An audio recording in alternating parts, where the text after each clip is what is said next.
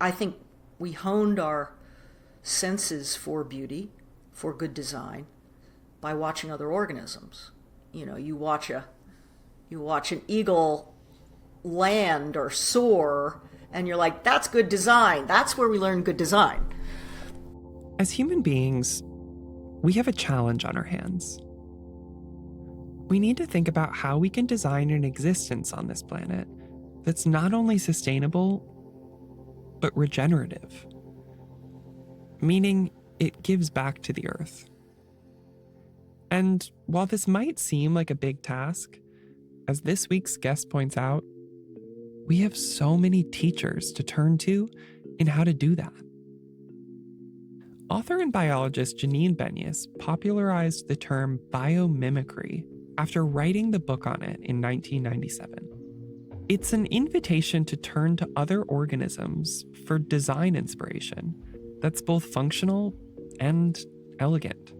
Think bullet trains that take cues from kingfishers and water harvesting devices inspired by beetle shells.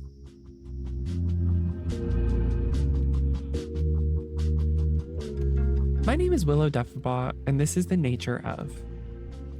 Each week, we'll look to the natural world for insights into how to navigate the experience of being human. This week, we're exploring the nature of biomimicry. Let's listen as Janine shares how we can apply this concept beyond design in the traditional sense to every choice we make. Janine, you once said that if there was one secret you wish you could reveal, it's that we are surrounded by genius. As a starting place, I'm wondering if you can expand on that as it relates to biomimicry and also just define biomimicry for anyone who might be hearing about it for the first time. Sure. Well, the definition of biomimicry and what I'm about to say about genius, they're very similar. This recognition that we are, as many indigenous peoples talk about it, we are the younger sibling of a very ancient lineage of organisms that have been here for 3.8 billion years on this planet. And we've been here 200, maybe 250,000 as Homo sapiens sapiens. So these organisms have learned to do everything we want to do, right? Which is to live in right relation with this planet. They've figured out a way to live here, not just sustaining themselves, but actually thriving. And the real magic that they do is that they're constantly enhancing this place, making of this place an Eden. This planet 4.5 billion years ago was pretty tough place, and not hospitable to life. And life actually sweetened this place, learned how to live here in a way that makes it better. So what biomimicry says is, well, if there is an entire system of, we don't know, 30 million species, more, that have learned to work together to, doing chemistries, making materials, building their homes, provisioning their young in ways that make a place better, are regenerative, then we're really lucky because we're surrounded by genius and we're surrounded by the answers. Biomimicry is a practice of allowing yourself to be inspired by the rest of the natural world.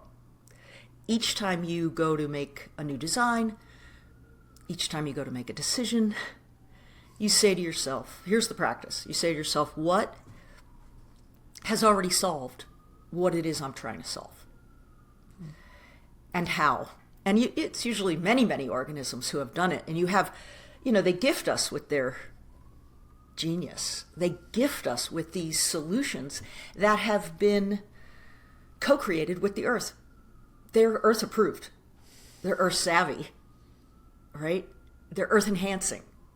So biomimics actually do a practice that it was really surprising to me, but most people that make our world, which are the designers, industrial designers, product designers, chemists, engineers, architects, the people who make our material world very rarely consult the natural world. And they don't know how life works and how life has solved what it is they're trying to solve. And so we get to do that in biomimicry. We get to bring nature's models and even using nature as measure for what goodness is. Everything from nature's forms to nature's processes to nature's system strategies. We get to bring that to their attention and help them emulate that so that we can live here in the same way, gracefully.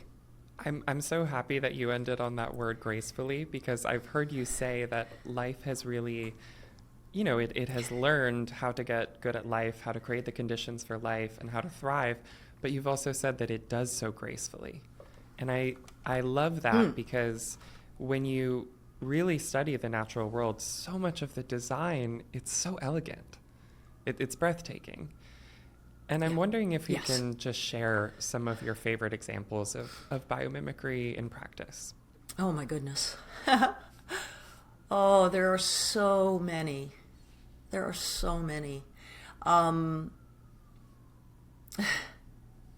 love the fact that very often when you find an answer in the natural world, it's a paradigm flip. So I'll focus on those paradigm flips. So for instance, when we build wind turbines, horizontal wind turbines, they call them, which have the long blades, we spread them out on the landscape as far as possible, apart from one another. Because we're worried about turbulence and we want to get them away from each other's turbulence. Now, if you go to a trout stream that runs through this valley and you stand on a bridge and you look down, you'll notice this amazing thing where there'll be a school of trout that will be rushing almost at warp speed upstream. You're like, how is that happening? Like, they can go from a standstill to warp speed. And scientists studied this movement and realized that the closer they were together and the way they swim, they sort of curl their bodies, okay? As they're swimming, their tails create what's called a vortex, which is a spiral in the water. And the spiral's in a particular direction, and it's going upstream. And so they throw a spiral.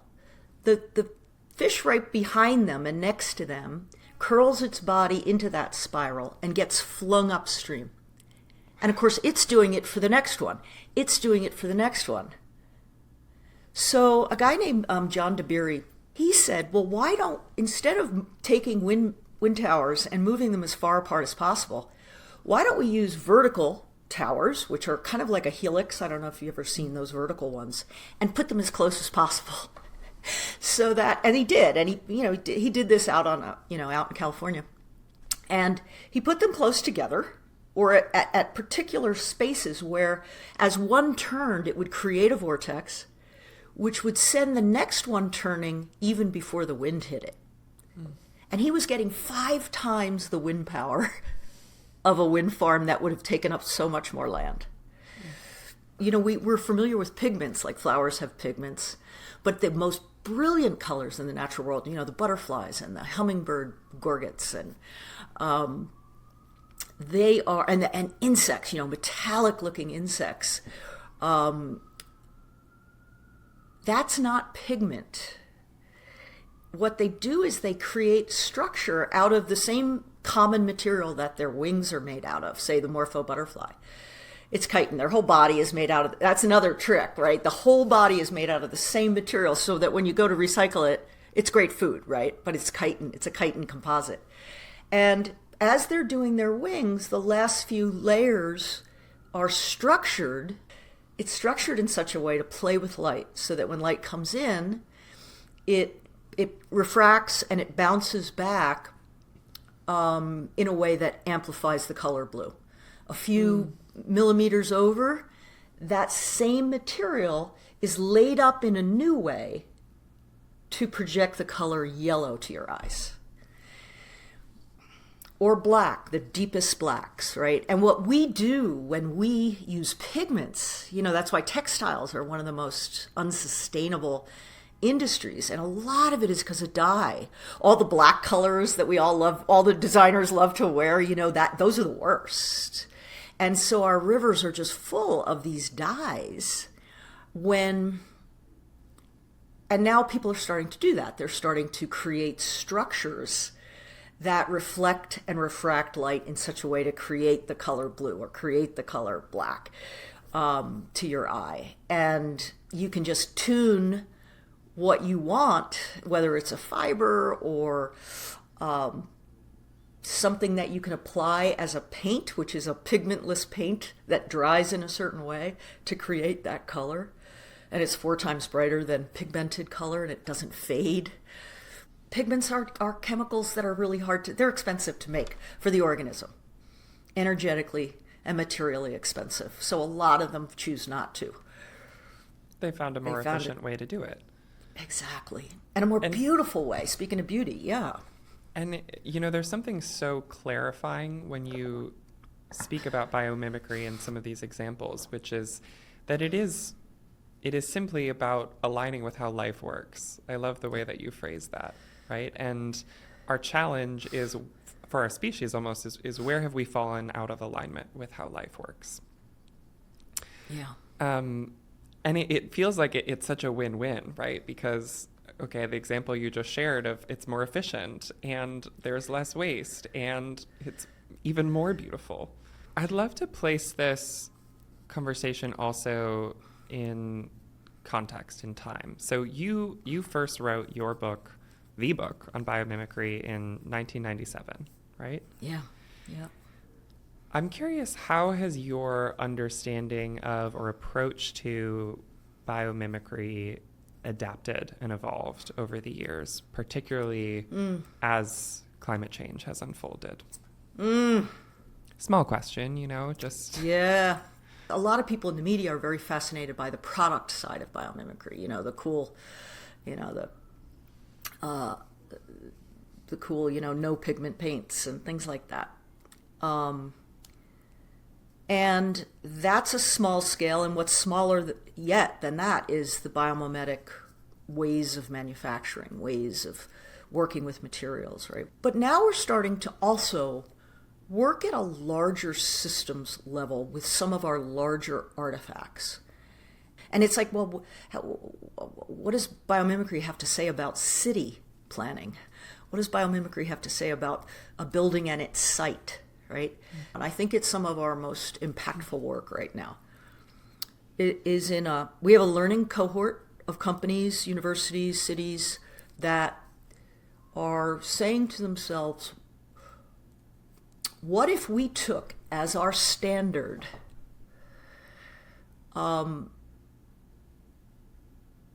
nature as measure?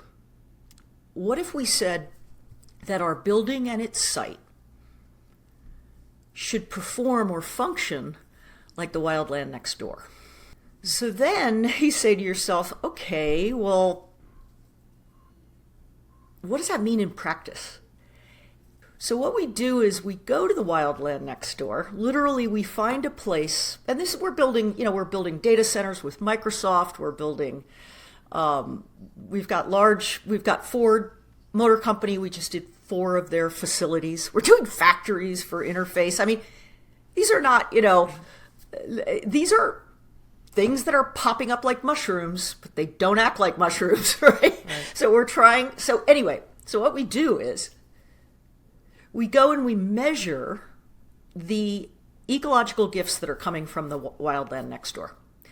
What would the place be where we're going to build or we're going to retrofit, what would it be if we weren't here?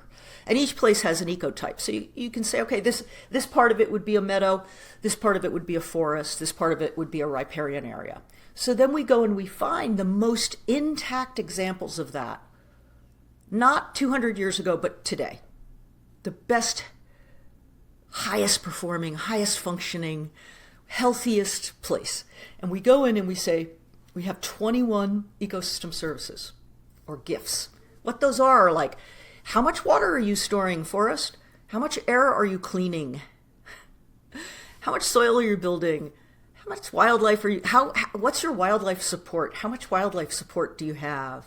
How much pollinator support do you have, right? All the things that these ecosystems gift us with, right? Clean air, clean water, all the things they do.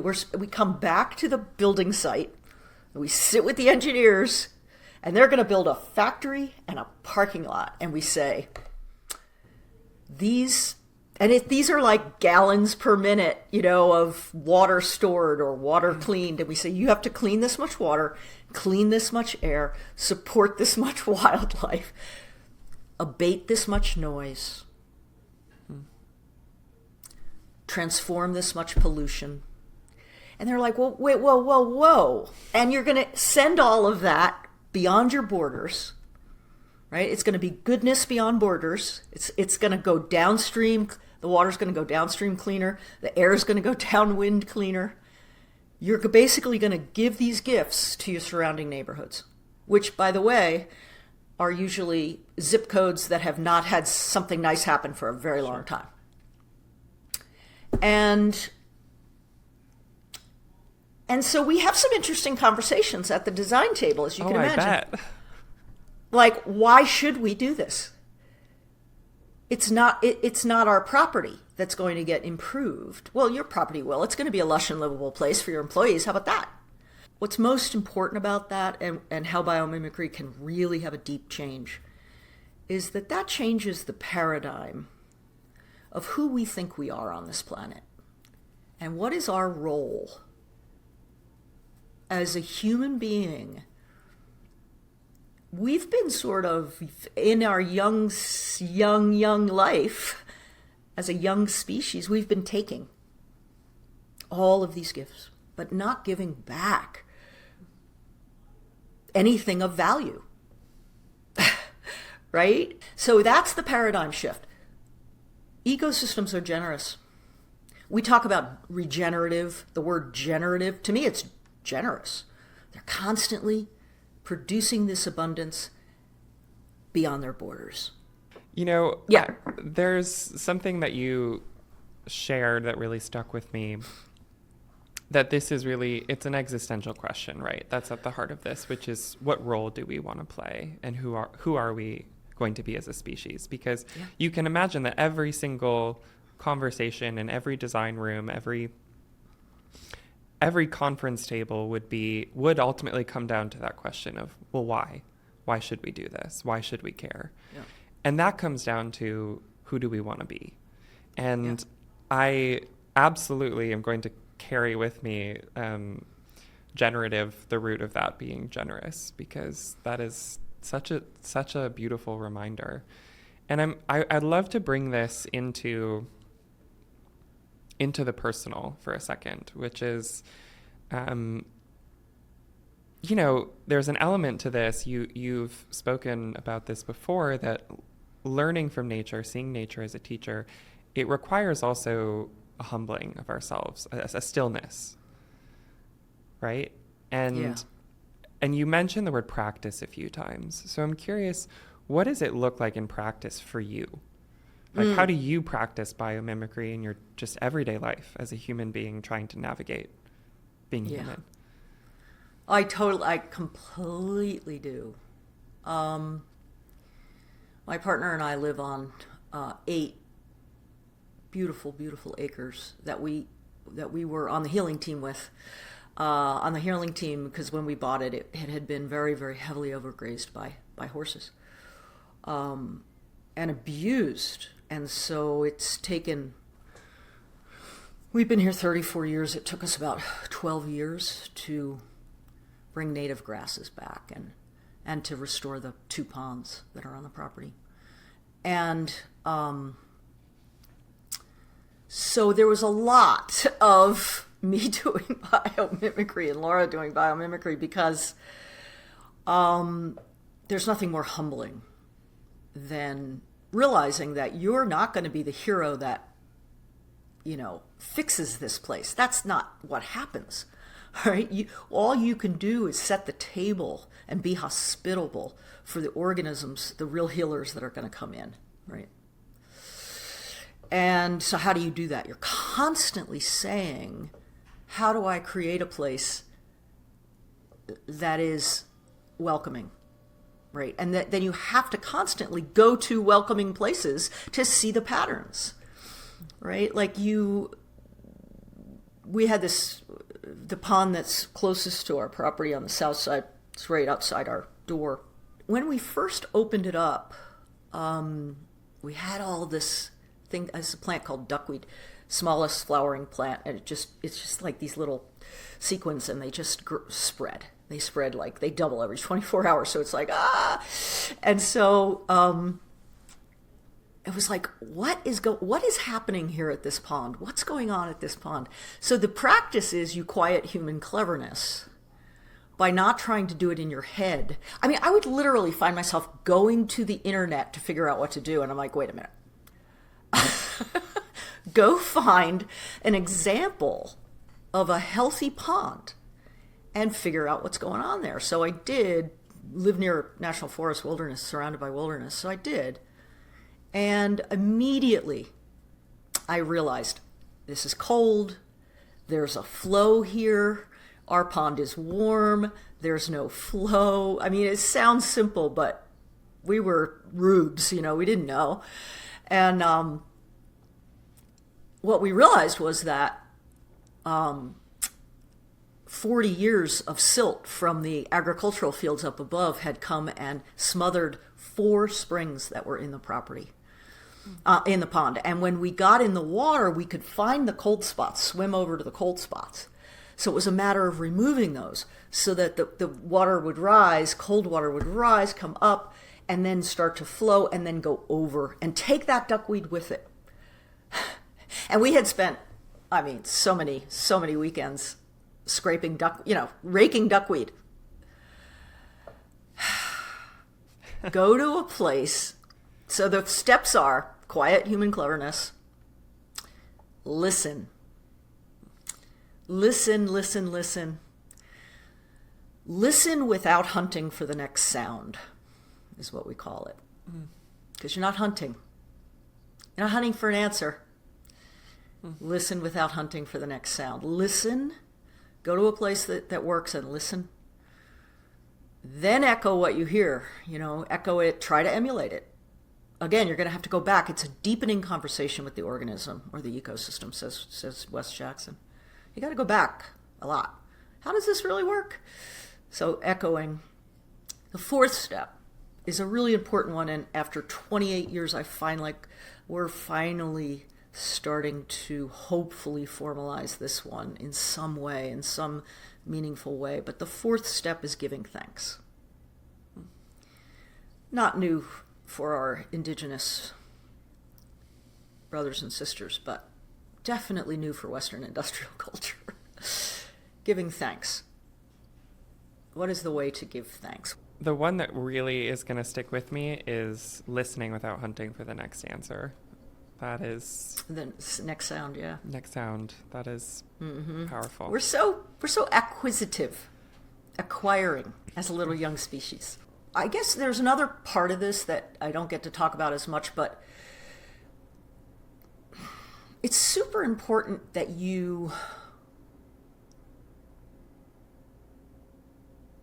realize that you remove the false boundary between yourself and other organisms. And I call this like radical empathy. So, when you see a bird, I used to be like, okay, what's its species? How many young does it have? Blah, blah, blah. Now I'm like, what are you facing today? What's it like to be you today?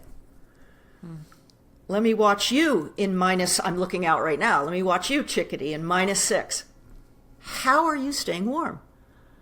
how are you getting ready for spring? Because I already saw you start to flirt a little bit. You're starting to mate. How are you mating and staying warm right now? How are you, right? And then when nest building comes, how are you building your nest? Where are you putting your nest? For what reasons? What are you making it out of? Right? Those questions, they require that you respect the organism enough to know that it is meeting its needs. It may not meet its needs in the way we do, because we tend to have taken materials and turned them into something that is unpalatable to the rest of the world. But so it's different. It looks different. And I'm not saying we're all going to live in nests, but I'm saying that the qualities of that nest are very important to pay attention to. Right? It's very important to pay attention to. And that goes back to the same question from earlier, which is about who we want to be as a species. Do we want to be a species that is empathetic, that seeks to understand the perils that other organisms are facing, not just each other, but outside of our own species? Yeah. And I feel like when we, something we talk a lot about in our work at Atmos is if we are just treating climate change, then we're treating the symptom of something. We're not treating the deeper understanding, which comes down to who we are. And that's where we need people to be. Yeah. Yeah. We have to dream something bigger for ourselves than a McMansion. Please. I mean, we really do. Like, what is our dream for ourselves? Well, I'm happy that you asked that question, because one of the things I wanted to ask you is, what is your vision for a biomimetic future? Like, can you paint a dreamscape scenario of what a world looks like for our cities to have fully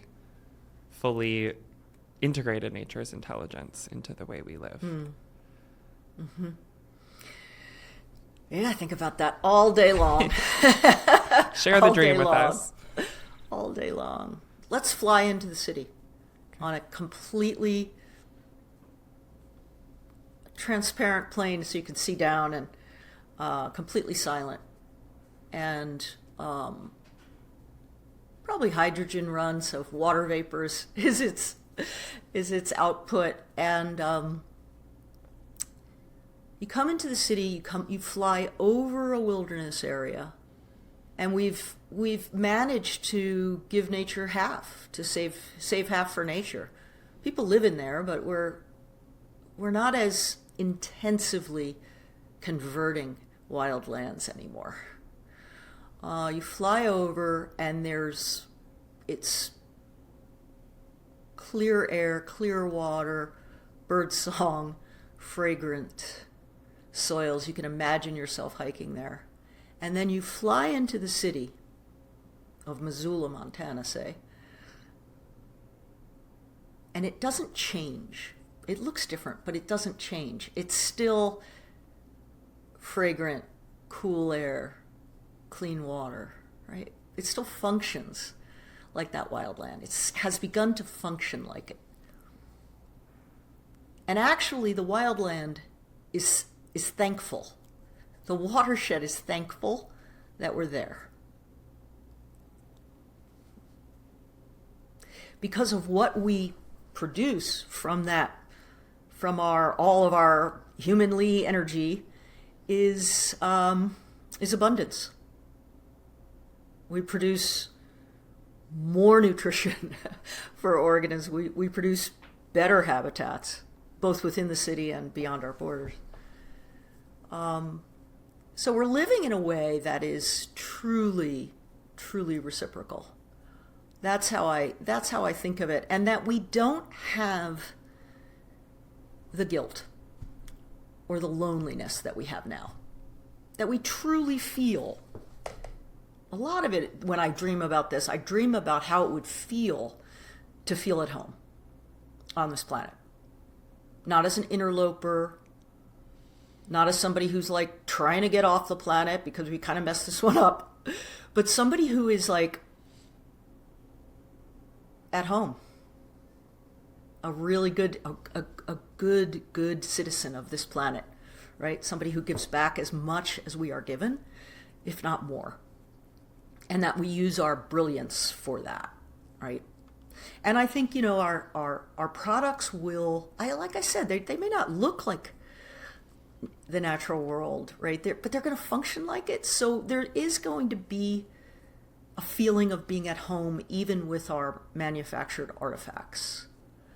In the same way as I think we honed our senses for beauty, for good design, by watching other organisms. You watch an eagle land or soar, and you're like, that's good design. That's where we learn good design, right? And so we start to have our artifacts replicate that. They take care of both body and soul, right? They're not toxic. And we know that. I think we'll know that when we get to that point. I think that our manufacturing will not be the factories on the edge of town. I think it'll be small, local manufacturing, because manufacturing will be safe. It won't be high heats, high pressures, heat, beat, and treat. It'll be small, 3D printing kind of facilities. And there won't be as many trucks coming in with materials from outside. There'll be a lot more circular economy happening locally. Everything will be a lot more localized, by the way. People will know their place in a way that we have forgotten in Western industrial culture. I look forward to that. I look forward to feeling at home on the planet instead of feeling like we continue to, don't you? Yes. Wouldn't you rather just feel like one of the good ones? Part of the healing team. Part of the healing team. I would imagine everyone who is tuned in would love to live in the city that you just described. It was actually so beautiful, it made me cry. I'm curious, for anyone who's listening to this and wondering, maybe who isn't a designer,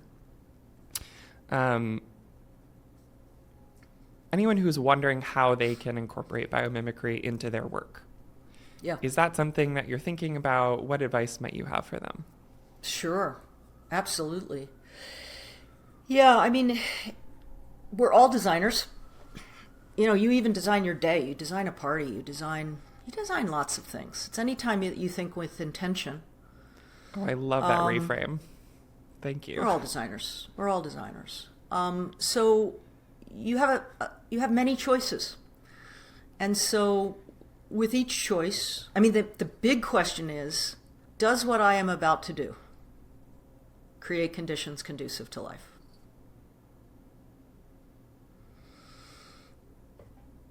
And it's up to you to really expand as much as you can that life to capital L.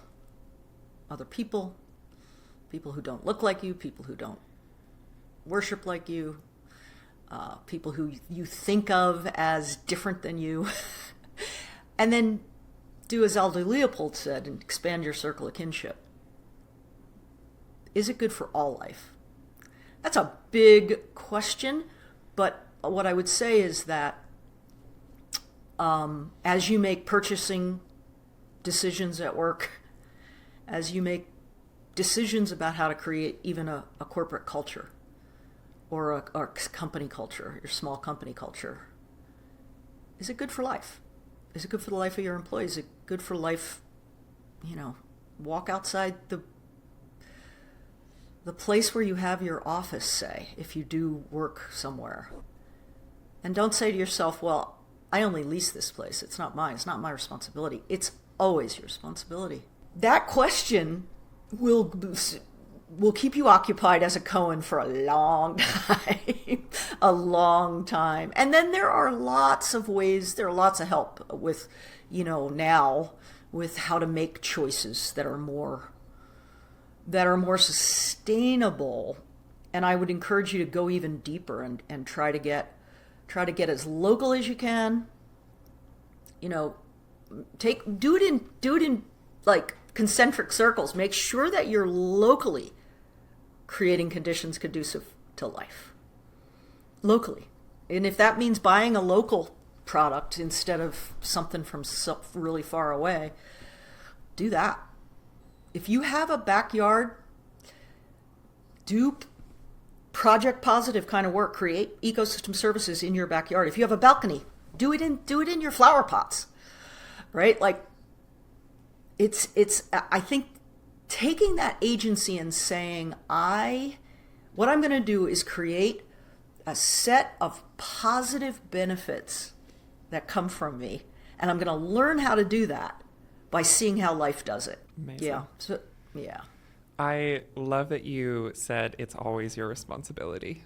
It made me think so much about one of my partners at Atmos, Teresa, our executive director.